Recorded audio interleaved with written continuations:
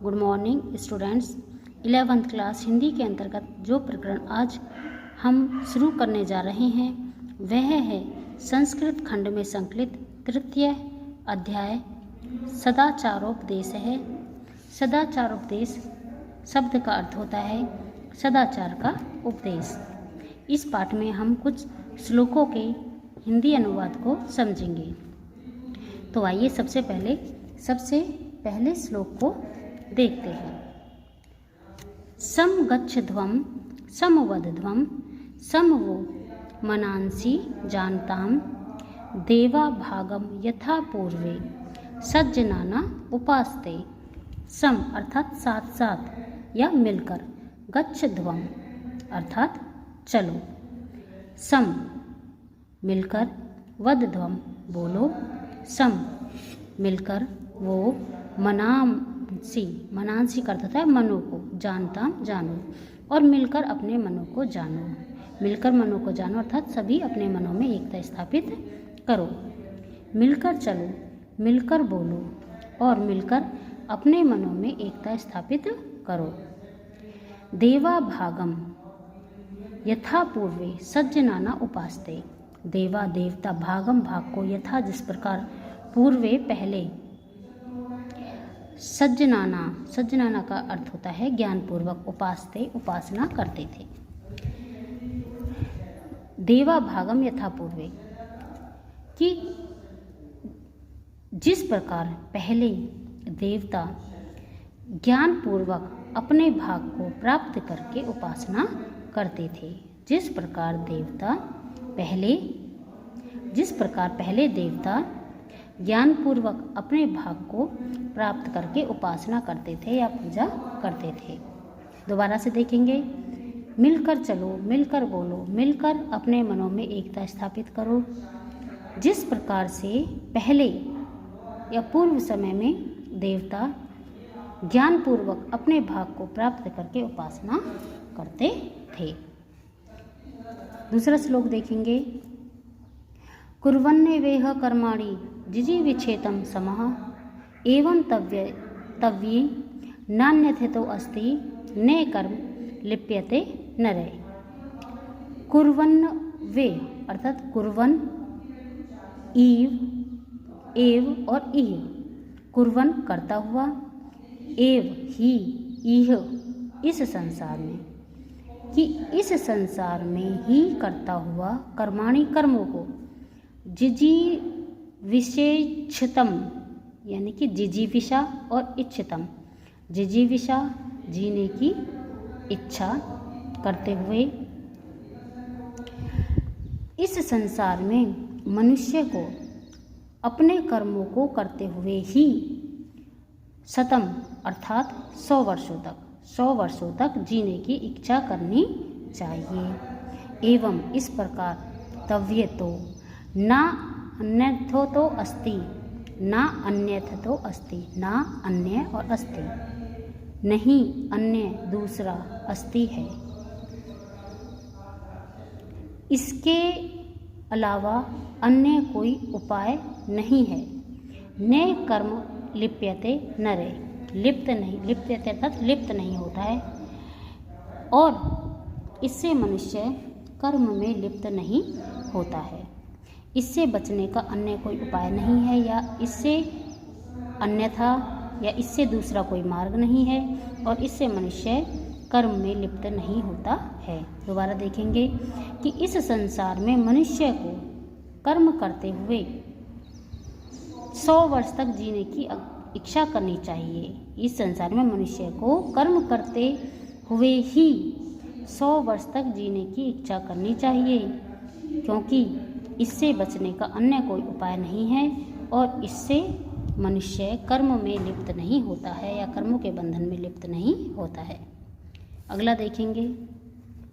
मधु मन में निष्कर्मणे मधु मन में परायणम वाचा वदामि मधुमद भूयाशम मधु सदृश। मधु मन में यानी कि मधुरता से युक्त, निष्कर्मण यानी कि कर्मों में प्रवृत्ति का होना, और मधुमन में मधुरता से, परायण यानी कि कर्मों से निवृत्ति का होना। मैं मधुरता से युक्त कर्मों को ही करूं या मधुरता से युक्त कर्मों में ही मेरी निवृत्ति हो और मधुरता से युक्त कर्मों में ही मेरी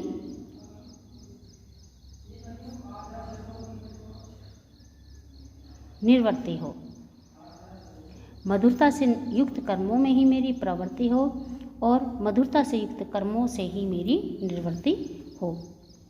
वाचा वदामि मधुमद, मैं वाचा अर्थात वाणी या वचन, वदामि अर्थात बोलूं, मधुमद मधुर या मधुरता से युक्त, कि मैं मधुर वाणी ही बोलूं। भूयाशम मधु सदृश और भूयांश अर्थात हूँ मधु सदृश, सदृश यानी कि देखने वाला, और मैं मधुर ही देखने वाला हूँ, यानी कि मधुरता से युक्त या अच्छी ही चीज़ों को मैं देखूँ। दोबारा से देखें कि मैं मधुरता से युक्त कर्मों में ही मेरी प्रवृत्ति हो, मधुरता से युक्त कर्मों से ही मेरी निवृत्ति हो, मैं मधुरता से युक्त ही वाणी बोलूं और मैं मधुर ही देखने वाला हूँ या मधुर ही देखने वाला बनूं। आचार लभ्यते, हायु आचार लभ्यते, श्रियम आचार लभते, कीर्तिमाप्नोति पुरुषः प्रेत्य चेह च। आचार लभ्यते, आचार अर्थात सदाचार से, लभ्यते यानी कि बढ़ती है आयु, और आचार लभ्यते श्रियम, श्रियम अर्थात धन या लक्ष्मी, कि सदाचार से ही आयु बढ़ती है और सदाचार से ही धन बढ़ता है या शोभा बढ़ती है। आचारात कीर्ति मापनोति, सदाचार से ही व्यक्ति की कीर्ति या यश बढ़ता है।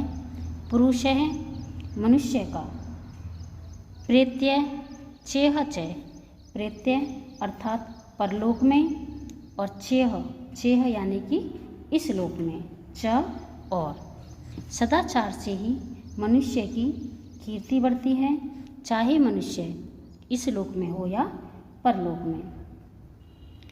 यहाँ पे इसलिए कहा गया है कि जो सदाचारी मनुष्य होता है वह अपने सदाचार के द्वारा हमेशा ही यश को प्राप्त करता है। मृत्यु से पहले वह अपने सदाचार के कारण मनुष्यों के बीच में या इस संसार में प्रशंसा को प्राप्त करता है। इस प्रकार से उसका यश बढ़ता है और मृत्यु के बाद भी वह अपने श्रेष्ठ कर्मों के द्वारा जाना जाता है या याद किया जाता है, अर्थात परलोक में भी उसकी कीर्ति या यश बढ़ता है।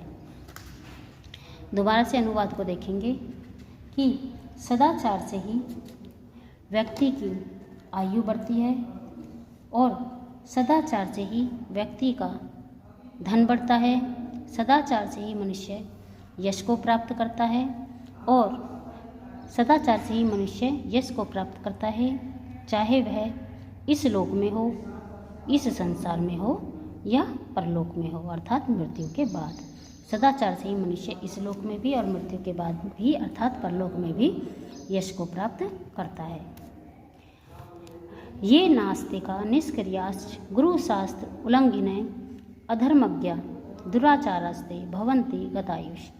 ये जो नास्तिक लोग होते हैं, नास्तिक अर्थ होता है जो भगवान में विश्वास रखने वाले नहीं होते हैं। निष्क्रिय का अर्थ होता है जो किसी कार्य को नहीं करने वाले होते हैं, अकर्मण्य होते हैं या आलसी होते हैं। गुरु शास्त्र उल्लंघन, गुरु और शास्त्र का उल्लंघन करने वाले होते हैं। अधर्मज्ञ, अधर्मी होते हैं। दुराचारस्ते, दुराचारी होते हैं। भवंती होते हैं। गतायुष, गत आयुष, गत यानी कि चले जाना या कम हो जाना, आयुष अर्थात आयु, उनकी आयु कम हो जाती है। जो अधर्मी होते हैं, दुराचारी होते हैं, उनकी आयु कम हो जाती है। दोबारा से देखेंगे कि जो लोग ईश्वर के अस्तित्व में विश्वास रखने वाले नहीं होते हैं, जो अकर्मण्य होते हैं या आलसी होते हैं और जो गुरु और शास्त्र का उल्लंघन करने वाले होते हैं, जो अधर्मी होते हैं, जो दुराचारी होते हैं, उनकी आयु कम हो जाती है। अब हम अगला श्लोक देखेंगे।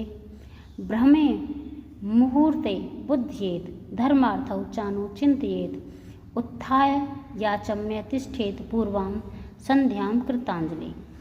ब्रह्म मुहूर्त में बुद्धेत जागना चाहिए, धर्मार्थौ धर्म और अर्थ के विषय में अर्थात धर्म और धन के विषय में, चानु चिंतयेत चिंतन करना चाहिए या सोच विचार करना चाहिए, उत्थाय उठकर, याचम में कुल्ला करना चाहिए, तिष्ठेत बैठकर, पूर्वम पहले, संध्याम संध्या, कृत अंजलि यानी कि हाथों को जोड़कर, अंजलि अर्थात हाथों को कृत जोड़कर, और उठकर कुल्ला करना चाहिए और बैठकर सबसे पहले हाथ जोड़कर संध्या करनी चाहिए।